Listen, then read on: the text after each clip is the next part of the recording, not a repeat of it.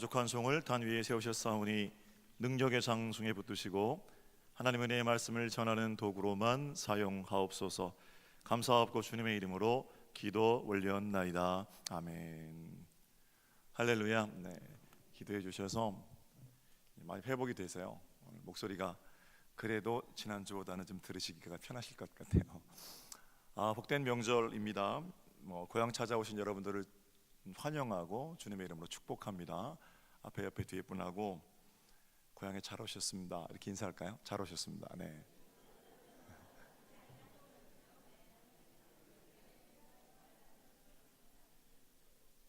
사람은 누구나 고향을 그리워하면서 삽니다. 저는 한 주간 우리 대한민국을 뜨겁게 달궜던 제3차 남북 정상회담 역사적인 순간들을 TV를 통해서 보면서 모르긴 해도 가장 그 장면이 감격스러우셨던 분들은 아마 북의 고향을 두고 오신 실향민들이 아닐까 생각했습니다.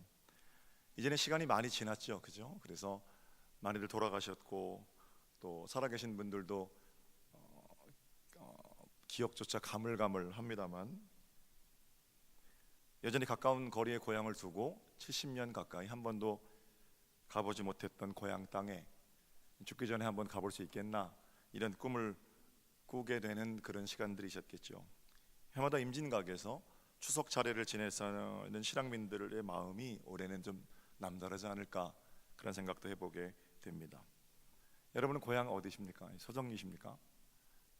저는 고향은 여기는 아닙니다만 8살 때 이사와서 40년 살았습니다. 초등학교 1학년 때 아버지 따라서 왔고요. 평택이 고향이라고 해도 과언이 아니죠. 나갔다가 평택이라는 팻말만 봐도 집에 다 온 것처럼 여겨지고 마음이 탁 놓이게 되고, 그렇죠? 편한 마음이 먼저는 듭니다. 그런데 동시에 어떤 마음도 드냐면 언제부턴지 고향에 오는 길 또는 고향 가까이 와서는 온 매무새를 추스르게 됩니다. 서정리에서는 유명한 사람은 아니지만 서정감리교회 목사라는 거 웬만한 분들은 좀 아시고 많이들 아시거든요. 고향에서는 밖에 나가 살 때처럼 마음대로 산다든지 또는 전혀 나는 그렇지 않은 사람인 것처럼 연기한다든지 이런 게 고향에서는 불가능합니다. 아무리 그럴듯한 폼을 잡고 목소리를 깔고 여기서 설교를 해도 어린 시절 함께 뒹굴고 좌충우돌 함께 자라왔던 기억들도 여기 다 있고 그 모습 또한 제 모습이기 때문에 그렇습니다. 그래서 고향에서는 우리 인생을 싸고 있는 각종 포장지들이 자연스럽게 벗겨지게 됩니다. 있는 모습 그대로 고향 앞에 서게 되는 겁니다. 두 가지가 있는 거예요. 정말 편안한 마음이 있고 동시에 나를 속속들이 알기 때문에 뭔가 온매무새를 추스러야 하는 그런 느낌도 있다라는 겁니다. 우리 하나님은 고향 같으신 분이십니다. 모두가 하나님 품에서 이 땅으로 보내진 인생들입니다. 그래서 우리는 하늘이라는 본향, 같은 고향 가지고 살아갑니다. 그래서인지 우리도 하나님 앞에 설 때 똑같은 두 가지 느낌을 가지게 됩니다. 하나는 이제 집에 왔구나. 하나님 안에서 하나님이라는 팻말만 봐도 편안함을 느끼는, 고향에서 느끼는 편안함과 같은 그런 마음입니다. 이런 느낌이 들 때 뭐라고 그러세요? 보통 뭐니 해도 집이 최고다 이렇게 말씀하시죠. 동시에 고향이신 하나님 앞에서 우리는 온 매무새를 가다듬게 됩니다. 세상에서 고향이신 하나님을 떠나서는 일주일 동안 자기 마음대로 살다가 하나님 앞에 나올 때 정결한 마음으로 정리하고 예배하기 위해 우리의 마음으로부터 차렷자세하고 나오는 것과 같은 이치입니다. 나를 속속들이 알고 계신 하나님 앞에서 더 이상 감출 것도 없기 때문에 있는 모습 그대로 하나님 앞에 내려놓는 자세, 그것도 고향이신 하나님 앞에서 여러분과 저의 자세라는 겁니다. 어떤 신학자는 이런 두 가지 느낌을 이끌림과 두려움이라고 그러고요. 뭐라고 표현해도 좋습니다. 떨기나무 불꽃 가운데에서 한없이 그 불꽃에 매혹되어서 그리로 갔던 모세가 두려워서 그 앞에 더 이상 다가서지 못하는 어떤 경외, 그 두려움과 이끌림의 성스러움의 경험, 뭐라고 말해도 좋습니까? 범죄와 연속성, 단절과 연속성, 범죄와 단절, 죄성과 하나님 형상, 율법과 복음, 사랑과 정의, 어떤 식으로 표현해도 좋습니다만 하나님 안에는 이 두 가지가 언제나 같이 있는 거죠. 중요한 것은 뭐라고 표현하든지 간에 하나님은 우리의 영원한 고향이 되신다는 사실입니다. 결국 저와 여러분은 하나님께로 돌아갈 존재들이기 때문에 그렇습니다. 저는 이번 추석에 고향에 돌아가셔서 또는 고향에 오셔서 무엇보다 우리 마음의 고향이신 하나님 품 안에서 하늘 평강을 누리며 사는 복된 날들이 여러분들의 것이 되시기를 우리 주님의 이름으로 축복합니다. 자, 고향 같은 하나님. 오늘 창세기 12장 우리 한 대목 읽었는데요, 하나님께서 아브라함을 부르시고 하신 말씀입니다. 1절 말씀 볼까요? 여호와께서 아브라함에게 이르시되 너는 너의 고향과 친척과 아버지의 집을 떠나 내가 네게 보여줄 땅으로 가라. 아브라함은 하나님의 명령을 따라 그의 고향인 갈대아 우르 지역을 떠났습니다. 제가 아침에 여러분 좀 졸리지 않으셨으면 좋겠는데, 갈대아 우르 지역은 터키 지역의 남쪽 또 안쪽으로 깊이 들어가거든요. 자, 갈대아 우르에서 75세에 떠나라. 그래서 그 우상의 도시를 떠났습니다. 그래서 그들이 잃은 땅은 가나안입니다. 가나안은 이스라엘 영토, 뭐 이렇게 얘기해도 좋을 겁니다. 한번 고향을 좀 찾아보세요. 그리고는 아브라함은 하나님의 명령 따라서 가나안 땅에 이르러 정착하게 됩니다. 그리고는 100세의 아들을 낳죠. 100세에 낳은 아들이 이삭입니다. 그리고 이삭이 60살에 또 아들을 낳습니다. 60살에 낳은 아들의 이름이 야곱입니다. 가나안 땅에서 그들이 민족을 이루고 살다가 이삭이 60세에 낳은 아들 야곱, 그이가 130살 됐을 때에 그 땅을 떠나게 됩니다. 왜 떠나는지는 여러분 아시죠? 이제 그 중간에 너무 많은 이야기들이 있습니다만, 형들이 요셉을 시기하고 요셉을 팔아넘기고 요셉은 애굽에 가서 총리가 되고 그 땅에 기근이 심해지고 수많은 과정들을 거쳐서 먹거리를 구하려고 요셉의 형제들을 보내고 결국엔 그 야곱 식구들이 전부 다 애굽 땅으로 이주하여 사는 사건이 있잖아요. 제가 아주 그 중간에 너무 많은 이야기들이 스킵됐습니다만, 어쨌든 그 땅에서, 가나안 땅에서 아브라함, 이삭, 야곱까지 살다가 야곱이 그 땅을 떠났을 때가 나이가 130살이니까 대충 성경에 제시된 나이 연도로만 따져봐도 가나안 땅에서 210년 정도 산 겁니다. 됐죠? 갈대아 우르에서 아브라함이 가나안 땅에 정착해서 200여 년을 산 다음에 먹거리를 찾기 위해서 그들은 전부 가족들이 애굽으로 이주하여 살게 됩니다. 물론 그 이후에도 수많은 이야기들이 있지요. 그리고 애굽 땅에서 그들은 얼마나 삽니까? 갈대아 우르, 가나안, 이집트예요. 이집트에서는 가나안에서 살았던 세월보다 한 2배 정도 많이 삽니다. 어떻게 살아요? 종으로 살아요.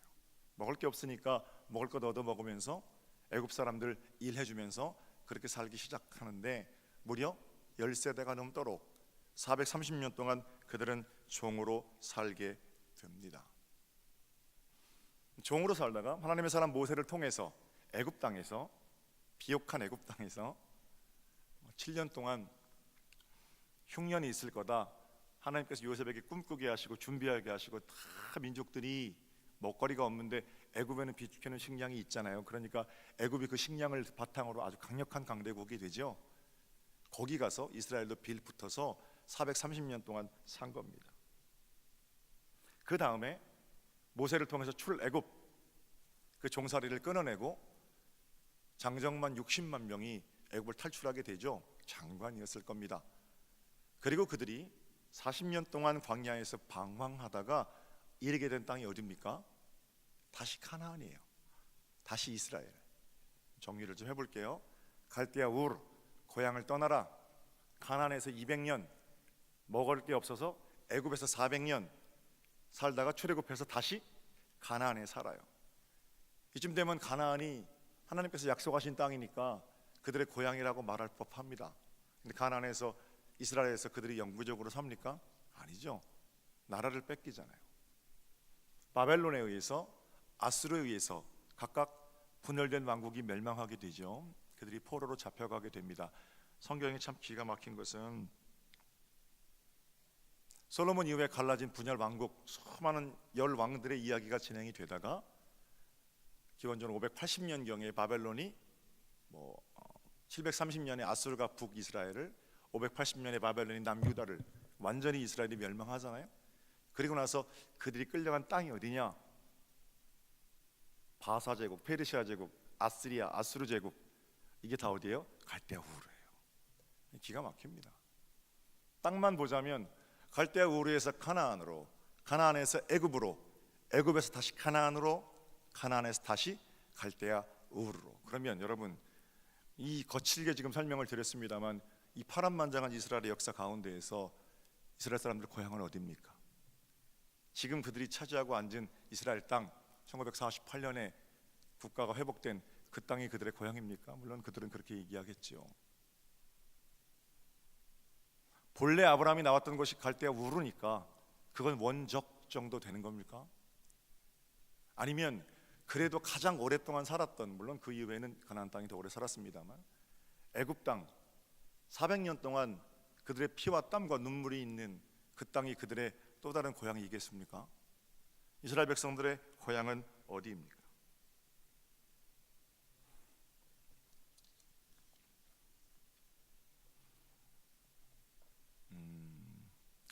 히브리 11장을 볼까요? 히브리 11장. 믿음으로 아브라함은 부르심을 받았을 때 순종하여 장래의 유업으로 받을 땅에 나아갈새 갈 바를 알지 못하고 나아갔으며, 가나안에 거류하면서 아들 이삭을 낳습니다. 야곱도 낳지요. 아브라함의 마음은 10절입니다. 고향이 어딘가 좀 찾아보세요. 이는 그가 하나님이 계획하시고 지으실 터가 있는 성을 바랐습니다. 아브라함은 고향 땅을 바라고 나아갔다는 겁니다. 하나님이 계획하신 땅이 내 고향입니다. 그 마음으로 나간 겁니다. 그러나 13절을 보세요. 13절. 이 사람들이 다 믿음을 따라 죽었다. 약속을 받지 못했다. 그것들을 멀리서 보고 환영하며 또 땅에서는 외국인임과 나그네임을 증언하였다. 갈대아 우르도 가나안도 애굽도 고향이 아니라는 거예요. 땅에서는 그들이 전부 외국인이었다. 땅에서는 그들이 전부 나그네였다. 어떤 땅도 진짜 고향이 아니라는 겁니다. 15절과 16절 히브리 기자가 이렇게 말해요.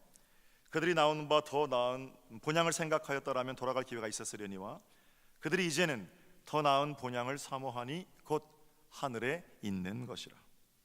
이러므로 하나님이 그들의 하나님이라 일컬음 받으심을 부끄러워하지 아니하시고 그들을 위하여 한 성을 예비하셨느니라.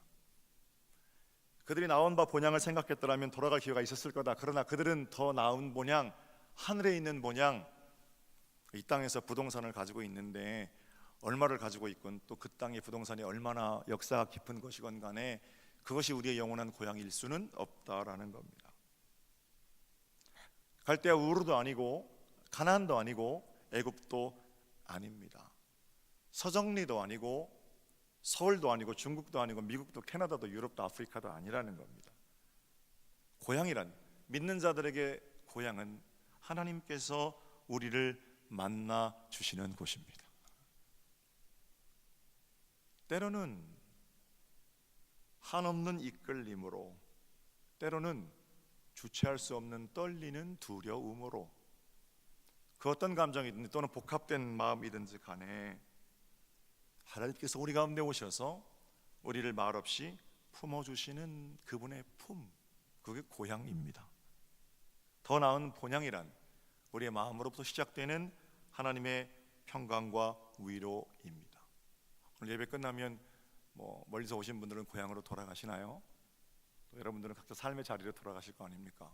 어디 살든지 간에 주를 깨끗한 마음으로 부르는 자들과 함께 천국을 이루며 사는 바로 그곳이 여러분들이 하나님을 만나는 진짜 고향이라는 거예요. 저는 이번 추석에 여러분들이 가족들을 만나는 곳이 이 땅에서 미리 맛보는 더 나은 본향 되기를 주님의 이름으로 축복합니다. 소정교회는 물론이거니와 여러분이 돌아가 섬기시는 땅, 여러분 때문에 고향 되는 복이 있으시면 좋겠어요. 저는 지난주 신방하는데 우리 권사님 한 분이 이런 말씀을 하세요. 목사님, 올해 이제 8순이세요. 제가 4년째 살아요. 그렇게 말씀하세요. 우리 권사님이 병원에서 폐암 말기 3개월밖에 안 남았습니다 라고 진단을 받았던 때가 2015년입니다. 횟수로 4년 맞지요? 폐암 진단을 받으시고 저한테 돈을 가지고 오셨어요. 목사님, 교회를 지으시든지 학교를 지으시든지 목사님 하실 계획 많으시니까 마음대로 쓰세요. 2천만 원을 가지고 오셨습니다. 눈물로 제가 그 헌금 받았습니다. 그리고는 마침 네팔에 시몰답의 학교가 1층이 올라가고 2, 3층이 지진이 나서 수많은 사람들이 내려와서 있을 공간이 없었어요. 교회당은 예배당은 크게 져놨는데, 그래서 네팔에 2천만 원, 또 우리 여성교회에서 보낸 돈 함께 보내서 시몰답의 학교 2층을 올렸습니다. 제가 신방 갈 때마다 우리 권사님께, 권사님 내년에는 꼭 회복되셔서 2월 달에 졸업식 할 때 네팔 같이 가셔야죠. 우리 권사님 한 번도 아유 참 못 가요 그러신 적 없어요. 아멘 그러세요. 점점 기력도 없어지시고 이도 다 빠지셔서 드시는 것도 변변치 않으세요. 그래서 인간적인 생각에 내년에 보시고 갈 수 있을까, 사실 그런 생각 많이 듭니다. 그런데 감사한 것은 권사님 댁에 신방만 갔다 오면 오히려 제가 힘이 납니다. 늘 하시는 말씀이 있으세요. 언제 가도 가는 거니까 나 그때까지 기쁘게 살다 가려고 그럽니다. 4년 전에도 똑같은 말씀하셨고 지금도 똑같은 말씀하시면서 얼마나 기쁘게 사시는지 모릅니다. 날마다 안아주시는 고향 하나님 품에서의 위로가 그 권사님에게 쏟아지기 때문에 그래요. 병원에서 죽는다는데 죽을 때까지는 안 죽는다, 그리고 기쁘게 사시는 분들이 계시고요. 병원에서 괜찮다는데 죽을 것 걱정해서 머리 싸매고 드러눕는 분이 계세요. 믿음이 그러면 뭐 어떤 역할을 그 삶에서 하는 겁니까? 도대체 어떤 삶이 하나님 나라를 사는 겁니까? 머지않아 다 하나님께 돌아갈 텐데, 그죠? 고향은 그런 어떤 깨달음을 우리에게 주지 않습니까? 문제가 있지요. 문제 없는 인생 없습니다. 그러나 그 문제보다 감사가 크면 그 문제마저 감사가 됩니다. 저는 이번 추석에 가족들을 만나면 복잡해서 내가 안 만날 거예요, 뭐 그런 분들도 계세요. 가족들 간의 문제가 있습니다. 그러나 그 수많은 문제들이 여러분 하나님 품으로 가신다는 마음으로, 하나님의 어떤 위로와 격려를 듣는 여러분이 그 문제 한가운데 계심으로 그 문제들이 하나님을 향한 찬송, 예배의 감사로 바뀌는 복이 있으시기를 우리 주님의 이름으로 축복합니다. 그래야 고향에 가도 좀 고향 갈 마음 생기는 거고, 매 가고 돈 가지고 싸움질 하는데, 집이 있는 자식들은 정부가 집값을 올려서 못 살겠다고 그러고, 집 없는 자식들은 집 몇 채 가진 것들은 돈 더 내야 된다고 그러고, 그래서 부동산 얘기는 이번 추석에 금기라면서요. 그거 많이 아니고도 싸울 일이 얼마나 많아요. 저 집 자식은 공부도 안 하는데 좋은 대학 가고, 우리 애는 열심히 공부했는데, 그런데 그거 가지고 자식 얘기하다가 또 마음 상하고, 문제를 만들려면 한도 끝도 없지요. 그러나 그 모든 것들이 하나님께서 우리에게 주시는 은혜가 되면 아버지 품 안에서 너도 나도 비교함으로 오는 행복이 아니라 하늘 평강으로 누리는 진짜 아버지 마음, 평강을 누리고 있다면 감사로 그 문제들을 바꿔낼 수 있는 것 아니겠습니까? 아빠 엄마는 누군데요? 돌아가셨어도 살아계셔도 세상에서 나를 제일 많이 이해해 주시는 분들이잖아요. 그런 분들 앞에서 마저 다투고 원망해서야 어떻게 그 마음으로 천국을 살 수 있겠습니까? 하나님 아버지 계신 진짜 고향, 이번 추석에 여러분과 저의 마음으로부터 시작해야 할 하나님의 나라입니다. 앞에 뒤에 옆에 분하고 인사하세요. 승리합시다. 이렇게 인사하십시오. 승리합시다. 또 친척 아비 집을 떠나라는 명령에 순종했어요. 하나님의 약속하신 땅에 이르릅니다. 그럼 어떤 복을 주시겠다고 하시는지 2절입니다. 2절. 내가 너로 큰 민족을 이루고 네게 복을 주어 내 이름을 창대하게 하리니 너는 복이 될지라. 따라합시다. 너는 복이 될지라. 할렐루야. 창대하게 하리니까지만 읽으면 안 돼요. 우리에게 창대함을 주신 이유는 그 창대함으로 다른 사람에게 복이 되라는 겁니다. 나 혼자만 배 터지게 음식이 썩어 나가도록 누리고 살라는 게 아니라 너는 복이 될지라. 지난 한 주간 많은 분들이 TV 앞에 앉아 계셨죠. 우리나라 대통령이 북한에 가서 극진한 대접을 받는 것도 좋았고 비핵화라는 전제가 있긴 합니다만 작년 가을에 비해서 올 가을이 북한 미사일 걱정은 안 하잖아요. 대한민국 최고 기업의 총수들이 북한에 가서 둘러보고 오는 것 어떤 결과가 있을지는 모르겠습니다만 어쨌든 잘한 일이에요.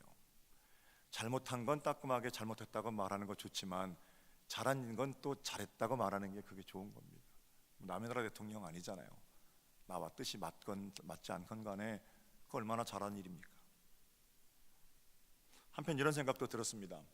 북한 땅에 비해서 우리나라는 창대한 나라입니다. 많은 것들을 이루고 삽니다. 그러면 하나님께서 우리 땅에 복 주셔서 내가 너로 큰 민족을 이루고 너를 창대하게 하였다. 그럼 뭐라고 그러세요? 너는 복이 되어라. 복이 되는 건 뭡니까? 제가 무슨 정치 얘기하는 건 절대 아닙니다. 야당도 아니고 여당도 아닙니다. 중요한 것은 우리의 창대함은 반드시 나누어져야 한다는 거예요. 돈이 뭔데 그 돈 때문에 민족이 하나 되는 것이 주저주저하게 만드냐 이겁니다. 아프리카에 가서 학교 줘주고 7천만 원 들여서 보건소 줘주고 그런 일을 하고 베트남의 청년들 위해서 1,000만 원, 2천만 원 보내서 카페 만들어주고 네팔에 교회에서 100만 원씩 여러분들이 개인 후원자 250만 원씩 4, 5천만 원을 우리가 보내고 그렇게 합니다. 우리 재정 규모 10억밖에 안 되는 교회에서 얼마나 그렇게 해외에 많이 하는지 몰라요. 여러분 보세요. 그런 일들은 하면서 북한에 가는 돈은 안 됩니까? 말이 안 되는 거잖아요. 어쨌든 간에 그 일이 핵무기가 개발된다는 전제가 없다면 우리의 창대함은 반드시 어려움 당하고 있는 우리 민족들에게 흘러 들어가야 할 것 아니겠습니까? 그래야 너는 복이 될지라 그 말씀이 실현되는 거겠죠. 이걸 얘기하면 또 무슨 진영 논리로 목사님이 지금 진보적이네 보수적이네 아니에요. 그냥 우리 많이 가지고 있는 것 그거 털어서 좀 나눠주자는 겁니다. 신자유주의의 대안은 역행해가지고 무슨 소득주도 성장 이런 거 하는 게 아니고 제 생각에는 이 방송에 이게 잘 전달이 되겠습니다만 믿는 자들이 가지고 있는 자발적 나눔 그것밖에 대안이 없어요. 그거 대학원 논문이에요. 저 감리교신학대학. 사랑하는 사람들이 생명을 나누신 예수 그리스도의 마음으로 자기 지갑 열어서 좀 불편해지더라도 나누는 삶, 그런 창대함이 존경받는 창대함이죠. 그런 창대함을 살아갈 때 너는 복이 될지라 그 말씀이 비로소 이 말씀을 읽은 사람들, 실천하는 사람들 가운데 실현이 되겠죠. 고향에 가셔서 쟤는 매번 그렇게 도와줘도 아버지 돈 갖다가 다 까먹고 또 돈 달라고 그런다. 그것 때문에 싸울 수 있어요. 그죠? 한편으로는 내가 그 형제를 도와줘도 남도 도와주는데 내가 그 형제를 도와줘도 내가 불편함이 없으면 또는 내가 좀 불편해져도 그 도와줘서 그이가 다시 일할 수 있으면 열심히 한다는 약속을 이번에도 받겠지만 그게 믿는 사람들이 창대함으로 가지고 나눌 수 있는 복이 되는 삶이죠. 내가 돈을 꾸지 않으니 얼마나 감사합니까? 그 마음이 있을 때 우리의 창대함으로 다른 사람들을 먹이는 복이 되는 진짜 복 살아갈 수 있는 거 아니겠습니까? 여러분 모두에게 부러움만 얻는 그런 창대함 아니고 부러움과 동시에 존경을 얻는 복이 되는 복 사시기를 우리 주님의 이름으로 축복합니다. 3절이에요. 3절 마지막 함께 보겠습니다. 시작. 너를 축복하는 자에게는 내가 복을 내리고 너를 저주하는 자에게는 내가 저주하리니 땅의 모든 족속이 너로 말미암아 복을 얻을 것이라 하신지라. 할렐루야. 하나님의 품, 고향에서 우리에게 주시는 복입니다. 가나안도 아니고 애굽도 아니고 갈대 우르도 아닙니다. 어디를 살든지 하나님 안에서 우리는 창대하게 될 거고, 그 창대함이 다른 사람들에게 복이 되는, 그래서 우리가 축복하면 하나님 복 주시고, 우리를 저주하면 그들이 벌을 받게 되는, 얼마나 멋집니까? 복의 근원이 되는. 그 해마다 추석이 되면 조상들 생각하잖아요. 그래서 제가 설교 마치면서 우리 교회에도 조상들이 계시잖아요. 믿음의 선배들, 지난주 한 주 한 분 한 분 생각하면서 기도했는데 그분들 얘기를 하고 좀 마셨으면 좋겠습니다. 생명과 복의 통로가 되셨던 수많은 전도부인들도 계십니다만, 그래도 여전히 교회는 우리 장로님들이 기둥으로 잘 섬겨오신 복된 재단입니다. 부목사로 부임하던 2002년도에 제가 감독님과 함께 제일 먼저 찾아간 곳이 백장로님 댁입니다. 장로님, 저 장로를 위해서 기도해 드릴 테니까 장로님도 제 목회를 위해서 기도해 주세요 라고 가서 장로님과 손잡고 같이 기도했습니다. 백장로님은 90 넘어까지 사셨는데 매일 예배당에 오셔서 저 뒤에 앉아서, 그때는 저 예배당 문이 다 유리였거든요. 그러니까 예배당 문을 안 열어주니까 서기석에 앉아서 큰 소리로 30분 동안 매일 기도하시던 장로님이셨습니다. 늘 교회를 생각하시면서 큰 소리, 자기 하고 싶은 대로 하는 거 아니고 교회의 결정에 따르겠습니다 하시던 어르신인 조창구 장로님도 생각났고요. 마른 기침하면서도 예배당에 거의 매일 출근하시는 겁니다. 이게 우리 장로님 트레이드 마크세요. 유건수 장로님, 그분은 별명이 영원한 관리부장이세요. 얼마나 교회를 사랑하셨는지 모릅니다. 교회가 하는 일이라면, 목사가 하는 일이라면 제가 하겠습니다 먼저 손들고 설치기 이전에 조용히 섬겨주셨던 김진혁 장로님 생각도 났고요. 순종의 아이콘이셨던 홍현수 장로님, 예배당 밖에서 아이들 올 때 하나하나 손잡고 언손 녹여주셨던 영원한 유치부장, 유년부장 기록유 장로님 생각도 났고요. 환한 웃음으로 섬겨주셨던 법 없이도 살아갈 우리 조남윤 장로님 생각도 났고요. 돌아가시기 전까지 목사님 이거 밭에서 처음 캔 겁니다. 머리통만한 수박을, 제 머리통만한 수박입니다. 이거 오셔서 내려놓으셨던, 몸만 조금 아프면 저한테 기도해달라고 예배당에 오셨던 보고 싶은 고 정칠 장로님 생각도 났고, 사랑이 많으셔서 한번 악수를 하면 손을 안 놓으시는 거예요. 휴대폰 그 벨소리가 이름표를 붙여줘요. 신방하다 그게 울리니까, 목사님 내가 이거 바꿔놓질 못했는데 예수 이름 붙이는 거라고 생각하고 내가 듣는다고. 사랑이 많으셨던 변봉서 장로님 생각도 나고, 만년 서기로 저 뒤에서 체크하시던 김영욱 장, 제가 이름 말씀 못 드린 장로님들은 죄송해요. 한 분도 빠짐없이 다 뵙고 싶은 분들이네요. 그분들 한 분 한 분 믿음의 선배들을 생각하면서 제 마음 가운데 드는 생각이, 누가 존경받냐면요, 엄청나게 많은 재산, 엄청나게 높은 자리 가지고 떵떵거리고 사는 사람들이 존경받는 게 아니고, 그렇게 아버지의 품, 교회, 정말 사랑하는 마음을 가지고 섬겨오셨던 그런 분들이 존경을 받는구나, 그런 생각하면서 나도 내 인생도 그렇게 한두 문장으로 요약되어져 갈 텐데 그냥 어떤 목사가 되겠나, 어떤 목사가 되어야 하나, 이런 깨달음을 얻게 됐습니다. 여러분은 어떠세요? 여러분이 이 땅에 섬기다가 떠난 자리에서 우리 믿음의 후배들이 여러분이 돌아간 자리에 뭐라고 얘기하겠습니까?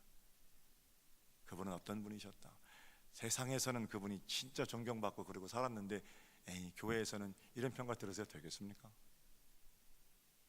그분은 좀 가난했고 좀 못 배웠고 좀 말하는 게 좀 세련되지 못했어도 그분이야말로 서정교회라면, 예수 그리스도라면 무릎 꿇고 평생을 목숨 걸고 지켜오신 분이다. 이 아름다운 이름이 저와 여러분의 이름이 되어야 하지 않겠습니까? 그렇다면 그 일은 어디서 가능합니까? 예배당 오는 길이 나를 가장 잘 알고 계시는 아버지의 품으로 온다는 발걸음, 아버지의 품 안에서 내가 복을 받고 내가 복이 되고 나를 통해서 세상이 복을 받을 것이라는 확실한 믿음, 그 믿음 가운데에서만 복 있는 발걸음이 가능하지 않겠습니까? 이제 곧 하늘 고향에 가서 제가 이름을 열거한 이런 분들을 만날 텐데 우리의 속속들이 다 드러날 텐데 그때 그분들 앞에서 뭐라고 하시겠습니까? 하나님 앞에서는요. 사랑하는 여러분, 복된 추석입니다. 믿음의 선배들을 따라서 거룩한 제단 한 식구 된 것 기뻐하시면서 여러분의 삶의 자리가 하늘 고향 아버지의 품으로 복을 받아 누리며 사는 여러분 되시기를 다시 한번 주님의 이름으로 축복합니다. 자, 기도드리겠습니다. 하나님 아버지, 더 나은 본향을 사모하며 한 걸음 한 걸음 걷는 우리의 걸음이 세상을 향해 복이 되는 아름다운 생명의 걸음이 되게 하여 주시옵소서. 이번 추석 가족들과 만나는 자리가 아버지의 품 되기를 원합니다. 진짜 고향의 주인이신 예수 그리스도 복되신 이름으로 기도 올렸나이다.